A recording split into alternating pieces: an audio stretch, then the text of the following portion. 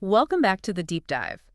Last time, we explored this really huge idea, didn't we? That the universe is, well, basically a manifestation of Brahman, of Mm. God. Yeah, that everything we experience stems from that single divine source. Exactly.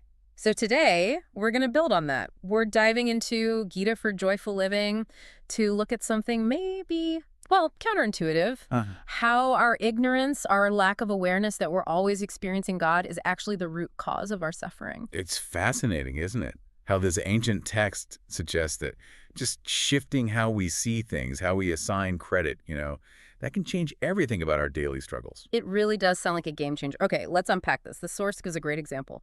Think about hearing an amazing singer, just a beautiful, melodious voice. Okay, What do we usually do? We praise the singer, right?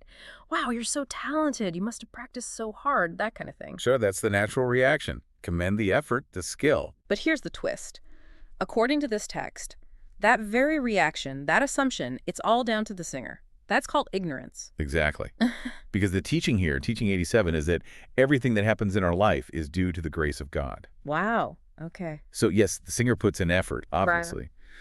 But the fundamental ability, the potential, the very possibility of making that beautiful sound, that comes from God's grace. Nothing happens in a vacuum. Right, right. And the text says, well, it says something pretty stark based on that. It suggests there's no point in congratulating the singer in that specific context or Right. telling others to learn from them. Well, it's about the source of the ability. It's not meant to diminish appreciation, I think, Hmm. but to reorient our understanding of where that ultimate capacity comes from. And it gets deeper because it's not just how we see the singer. No, that's crucial. The text points out the singer also thinks that she is singing well due to her own effort and capabilities. And this ignorance, this self-attribution, that's the root cause of suffering. Ah, I see. Because if you think it's all you, then failure feels personal, devastating. Precisely. Success is my triumph, so failure must be my catastrophic flaw. That leads to all sorts of pain, disappointment, frustration. But the text says that feeling stems from misplacing the credit, fundamentally. So it's all about dependence. Complete dependence. It says no one can do anything without the grace of the God, even for mere existence. Not even an atom will move without God's grace. God is both the intelligent cause, the plan, and the material cause, the substance, everything. That idea of total dependence really changes the perspective on, well, on the world itself. If God is the source and the substance, In the world, as the text puts it, is manifested as an illusion. an illusion. But, and this is key, it also says it's very attractive. Yes, and that's why we get caught. Think about balloons. Kids love balloons. Oh, yeah. Bright colors, different shapes. Exactly. They're drawn to the form, the color. But what's actually making the balloon a balloon? The air inside. The air inside, which is usually unnoticed, right? Invisible. Mhm. The text suggests Brahman, God's higher nature, is like that air, formless, nameless, the conscious reality underneath. But illusion projects all these attractive forms and names onto it, like the balloon's colorful shell. That makes sense. Or think of a movie screen. Okay. We get totally lost in the movie, right? The story, the characters, the drama. We completely forget we're just looking at light projected onto a flat screen. Yeah, you don't really think about the screen itself. Exactly. The screen is the real substance, but the illusory movie captures all our attention. Similarly, this illusion manifests the world, all the things we see and interact with, and that shields the higher nature of God, Brahman, from our view. So we're naturally drawn to the projection, not the source. The text even calls this out, doesn't it? Teaching 88. It does. The illusory universe is more attractive than the reality, Brahman. It explains why we're so easily pulled into the surface level, the changing forms. But wait, the text also says we have like an innate intelligence, right? Hmm. Something capable of telling the difference. Yes, absolutely. Our natural intelligence is capable of discriminating between the reality and falsehood. It mentions quantum physics, how scientists show the universe isn't quite what we think it is on a fundamental level. Or like in a movie, you often just know when it's a dream sequence, even if they don't spell it out. Exactly. You have that intuitive sense, that discriminatory ability. Okay, so here's a million-dollar question then. If we have this ability, why do we get tricked? Why do we suffer from this illusion? Well, the text gives a very direct answer. Our intelligence is blinded due to the attachment with the sense objects of the world. Attachment. Attachment. We get so caught up wanting things, experiences, outcomes, that even when life gives us hints of its illusory nature, maybe strange coincidences or moments that don't quite fit, we ignored them. We just brush them off like, oh, that was weird, or just chance. Right. We label them coincidences or chance happenings because acknowledging them might challenge our attachments, our view of a solid, predictable world that we can control through our desires. And that attachment is what causes the suffering. Directly. This attachment makes the illusory world real, and this is the cause of suffering. Because we invest so much reality, so much expectation of lasting happiness into things that are inherently temporary and illusory. Like the example of the child in the balloon. It's so simple but powerful. It really is. First, the desire, I want that balloon. Then maybe fear, what if someone takes it? What if it pops? And then, inevitably... but sorrow. Because the object of attachment, the attractive illusion, is gone. And the text says, our situation dealing in this world is not any different. Oof, it's a direct parallel. So the conclusion is clear. Thus, ignorance is the cause for our suffering and the way out.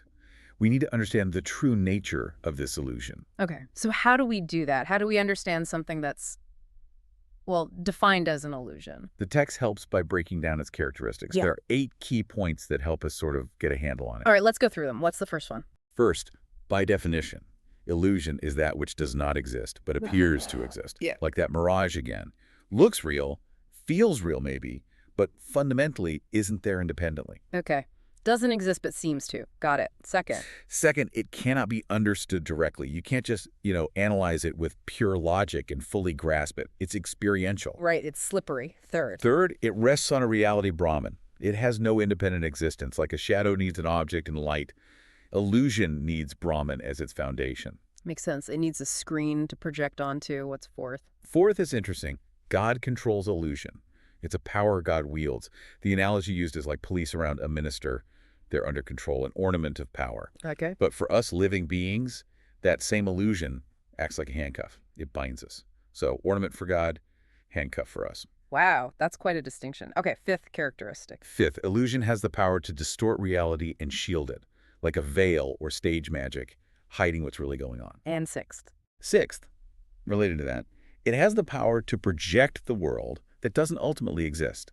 The world of temporary forms and names we experience. Projecting the movie, basically. Seventh, it specifies what it's made of: aura, energy, and matter. These are the building blocks of the apparent universe. The fabric of the illusion itself. And finally, eighth. Eighth, it's continuously changing. Nothing in this creation is permanent. Everything is in flux. And this constant change is a big clue to its illusory nature, because ultimate reality is seen as unchanging. Okay, those 8 points really help clarify what we're dealing with. And it leads to teaching 89. God controls the entire creation through his power of illusion. But here's the kicker for us. Yes. We, as individual living beings, are part of this illusion. We are characters in the movie, so to speak. And therefore, we don't actually have the power to change the projection however we want. But we think we do. That's the delusion. Right. Exactly. The text says, only human beings assume that they are independent of the creation and attempt to modify the world in such a way that they always remain happy. We're trying to grab the steering wheel of a car that's part of a movie scene, thinking we can drive it wherever we want off script. That's a great way to put it. And this delusion is captured in verse 7.13. Deluded by the 3 modes, aura, energy, and matter, the whole world does not know me, who am above the modes and inexhaustible. So we're stuck in the illusion because we don't see the reality behind it, God. Pretty much. And as long as we are under the influence of illusion, it will not be possible for us to get liberation. Freedom, joy, comes from systematically learning about the nature of God, which helps us see through the illusion to the reality. Okay, so let's try and bring it all together for you listening. What we've unpacked today is this profound idea. Suffering isn't random. It's not just bad luck. No, it's presented as an inside job, really. Yeah, an internal consequence of ignorance. Ignorance of God's constant grace in everything, and getting deeply attached to this attractive but ultimately temporary, illusory world, mistaking the balloon for the air, essentially. So the question this really raises, I think, is something quite personal. If our intelligence can actually spot illusion, what coincidences or chance happenings in your own daily life might you start to see differently now? Could they be little nudges, little clues from reality trying to peek through the veil of illusion? If only we weren't so attached to the balloons. Exactly. If only we were a little less focused on the projection and more aware of the screen, the air, the underlying reality. That's definitely something to chew on, a really powerful thought to take away. So, what stands out to you from this deep dive today? Where might your own attachments be clouding your view, keeping you from seeing the grace that's always there? Lots to reflect on. Thanks for diving in with us.